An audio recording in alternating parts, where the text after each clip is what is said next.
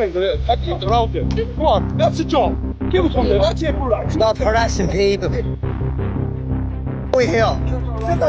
एक भारतीय मूल के व्यक्ति चंद्रा नाग मलैया की गर्दन काट दी गई।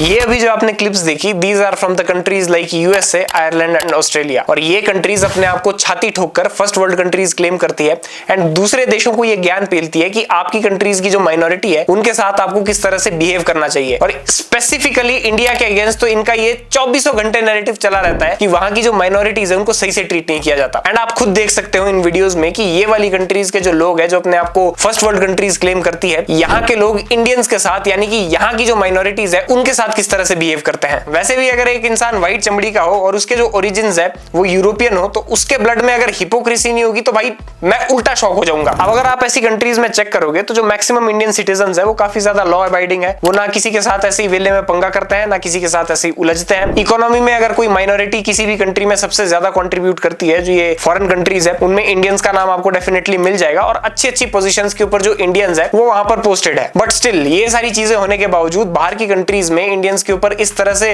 ग्रूसम अटैक्स होना is pretty concerning, specially in so called first world countries. आपने ये चीज तो आजकल नोटिस की होगी कि जो इंडियंस के अगेंस्ट हेट है वो काफी ज्यादा बढ़ चुकी है। पहले ये जो हेट थी ये सिर्फ और सिर्फ सोशल मीडिया के कमेंट सेक्शन और रील्स तक सीमित हुआ करती थी, बट अब ये जो हेट है ये रोड्स के ऊपर भी दिखने लग रही है। इनफैक्ट आयरलैंड में तो कुछ आयरिशमैन ने एक 6 साल की छोटी सी बच्ची को डर्टी गर्ल कह दिया, उसको वर्बली अब्यूज किया जस्ट बिकॉज उसका स्किन का कलर ब्राउन है एंड वो इंडियन है। अब सोचो उस बेचारी बच्ची को क्या पता कि ये लोग जो उसके साथ बिहेव कर रहे हैं वो क्यों कर रहे हैं एंड उसके लिए कितना ज्यादा ट्रॉमेटाइजिंग रहा होगा। ये तो हो गई वर्बल अब्यूज की बात। ऑस्ट्रेलिया में एक इंडियन मैन को कुछ गूंज ने इतनी बुरी तरीके से पीटा कि उस बेचारे आदमी के हाल बद से बदतर हो गए एंड इसके बाद उसको हॉस्पिटलाइज करना पड़ा। सोचिए ये चीज उसके लिए एक नियर टू डेथ एक्सपीरियंस रहा होगा। अब आपने ये सारी चीजें तो सुन ली, अब ये समझते हैं कि ये जो हेट है इंडियंस के अगेंस्ट बाहरली कंट्रीज में, क्या ये अननेसेसरी हेट है या फिर इसके पीछे समवेयर रीजन हम ही है। आइए एक एक करके इन रीजंस को डिस्कस करते हैं। तो पहला रीजन जो ये बाहर की कंट्रीज वाले देते हैं ये कहते हैं कि जो इंडियन लोग हैं ये बाहर से आकर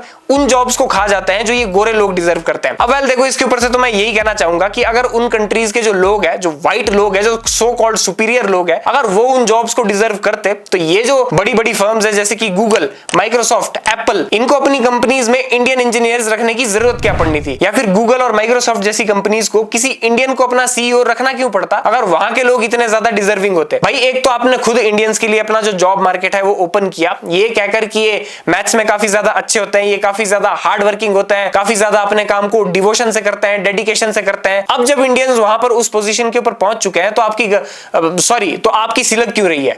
दूसरा रीजन ये देते हैं कि जो इंडियंस होते हैं इनमें से करी की बात आती है और जो इंडियंस है वो हमारी कंट्री को गंदा करते हैं। अब देखो जो गंदगी वाली बात है कहीं ना कहीं ये तो हमें एक्नॉलेज करनी पड़ेगी। हाँ, करी वाली जो बात है कि इंडियंस में से करी जैसी बात आती है, इसको तो मैं जस्टिफाई नहीं कर सकता, ना मुझे पता है कि इंडियंस में से करी की बात आती है या नहीं आती, बट ये मैं कह सकता हूं कि इंडियंस जो है वो बाहर भी गंदगी फैला देते हैं। एंड इसका एक एग्जांपल मैं आपको देता हूं। अब जैसे कनाडा है तो कनाडा में काफी सारे इंडियन इमिग्रेंट्स है, तो जब दिवाली होती है तो वहां पर कुछ ऐसा हाल होता है।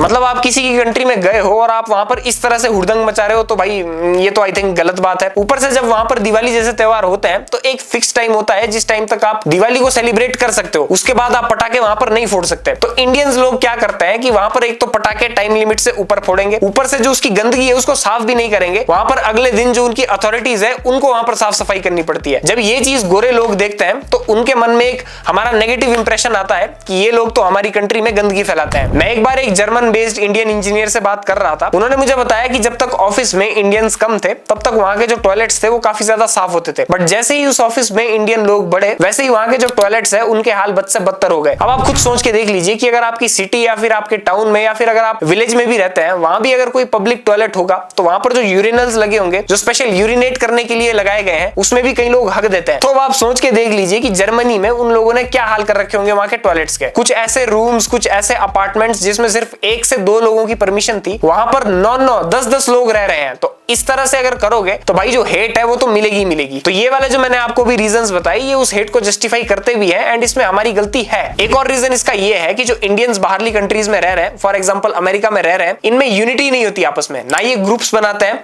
और ना ये यूनाइटेड रहते हैं, सब अपने अपने काम में। आपने ये चीज काफी ज्यादा रेयरली सुनी होगी कि अमेरिका में किसी इलीगल मैक्सिकन इमिग्रेंट के ऊपर किसी ने अटैक कर दिया, या फिर वहां पर उनके अगेंस्ट रेसिज्म कर दिया, या फिर उनको गालियां दे दी। या फिर आपने ये चीज भी काफी ज्यादा रेयरली सुनी होगी कि कोई पाकिस्तानी है जो कि यूएसए या फिर यूके में सेटल है, उसके अगेंस्ट किसी अमेरिकन ने कुछ बोल दिया या फिर उसके ऊपर अटैक कर दिया। इसका रीजन ये है कि इनमें आपस में इतनी ज्यादा यूनिटी होती है कि अगर आप इनके अगेंस्ट कुछ कर भी दो तो काफी ज्यादा चांसेस है कि आप खुद पेल दिए जाओगे। अगर पेल नहीं दिए जाओगे तो फिर ये माइनॉरिटी होने का नाटक कर देंगे, फिर उसके ऊपर से जो दूसरे लोग आपके ऊपर थू-थू करेंगे वो अलग। बट हमने गांधीवाद अपना रखा है। कई केसेस में तो मैंने ऐसे देख रखा है कि कोई व्हाइट मैन किसी इंडियन को अब्यूज कर रहा होता है एयरपोर्ट पे या फिर किसी शॉपिंग मॉल में, तो वो जो इंडियन है बेचारा अपना चुपचाप रास्ते से निकल लेता है, उसकी गर्लफ्रेंड तक उसके लिए स्टैंड ले लेती है, बट वो अपने लिए स्टैंड नहीं ले सकता। अब बेचारा करेगा भी क्या, क्योंकि ग्रुप्स तो हम लोग वैसे भी नहीं बनाते। बाहर छोड़ो, हमारी अपनी कंट्री में हमारे बीच में यूनिटी नहीं है। कोई नॉर्थ इंडियन अगर साउथ में चला जाए, चाहे वो नौकरी करने चला जाए या फिर कोई भी काम करने चला जाए, तो उसको वहां पर इस वजह से गालियां खानी पड़ेगी बिकॉज उसको वहां की रीजनल लैंग्वेजेस नहीं आती। वैसे ही कोई अगर साउथ इंडियन नॉर्थ में आ जाए तो यहाँ पर उसको कलुआ कहना शुरू कर देंगे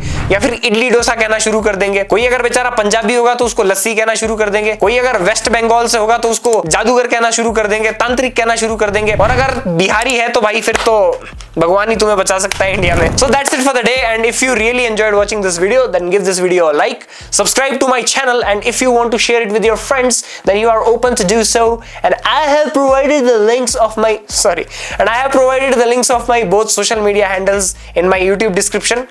Go and check them out, and if you like my content there, then follow me there as well. Thank you. मिलते हैं next week. Take care.